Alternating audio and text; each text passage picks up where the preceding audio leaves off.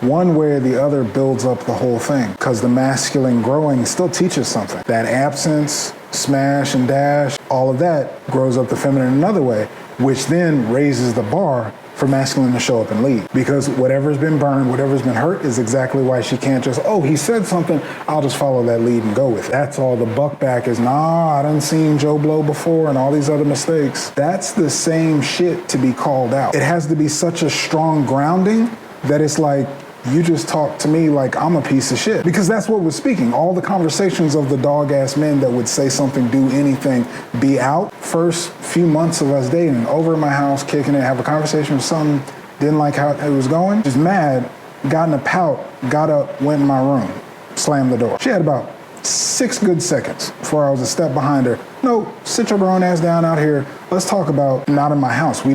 That's not going to be the status quo. It's not hoops like a shit test in leading context. It's like that's allowed in your pasture, that's allowed in your bubble. And when you step into that hoop, it's still the rabid energy. It didn't secure anything. She wouldn't have felt no better if I let her run off and cool down. What was there for me is, you're in my fucking house. You just went into my bedroom and slammed the door on me because you're mad? If you don't get your grown ass out here. And she still talks to it to this day. She knew then, oh, I'm fucking with a real one.